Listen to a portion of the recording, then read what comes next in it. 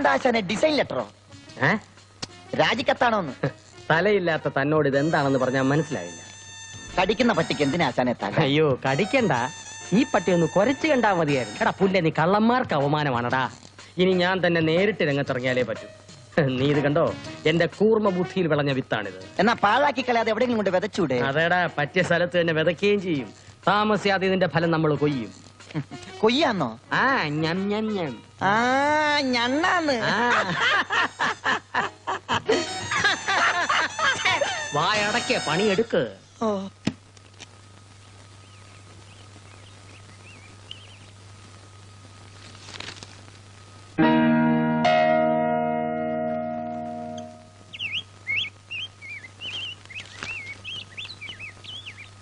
സുഖേട്ടാ, സുഖേട്ടാ, ഒന്ന് എഴുന്നേറ്റേ.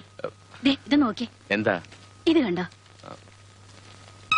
പ്രിയ സുഹൃത്തെ, ഇന്നലെ രാത്രി അനുവാദമില്ലാതെ നിങ്ങളുടെ സ്കൂട്ടർ എനിക്ക് ഉപയോഗിക്കേണ്ടി വന്നു.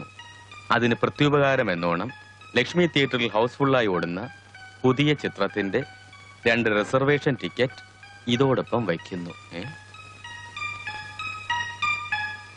എന്ന് ക്ഷമാപണത്തോടെ നിങ്ങളുടെ ഒരു കുടുംബ സുഹൃത്ത്.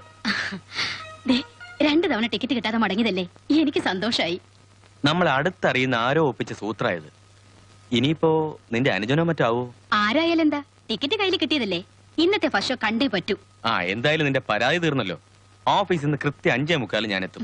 റെഡിയായി നിന്നേച്ചാ മതി. നിന്നോടുള്ള പക മാത്രമാണ് ആ ഭാഗ്യത എന്നോട് കാണിക്കുന്നത്. അച്ഛനൊരു കാര്യം ചെയ്യും. എന്താ? കഷ്ടപ്പെടുത്തുന്ന വല്ല ഡ്യൂട്ടിയും പറഞ്ഞ അവന്റെ കരണക്കുറ്റി നോക്കി പൊട്ടിക്ക്. അത് ശരി വരും. AC തിയേറ്ററിൽ ബാൽക്കണി ടിക്കറ്റ് എടുത്തു കൊടുത്ത് മോഷണം നടത്തുക. അവൻ പഠിച്ച കള്ളനായിരിക്കും. വന്നു. എന്താടോ? ഒപ്പ്. ഞാനൊരു കേസ് അറ്റൻഡ് ചെയ്തുകൊണ്ടിരിക്കുന്ന കണ്ടില്ലേ? ഇത് കഴിഞ്ഞിട്ട് പോരായിരുന്നോ? വേണ്ട.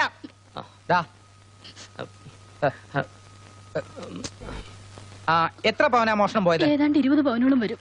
ക്യാഷ് ആയിട്ട് 10,000 രൂപയും. അഞ്ഞി ദമ്പതികളെ 1.5 പവനും 400 ഉലുവയും അല്ലേ ഉണ്ടായിരുന്നുള്ളൂ.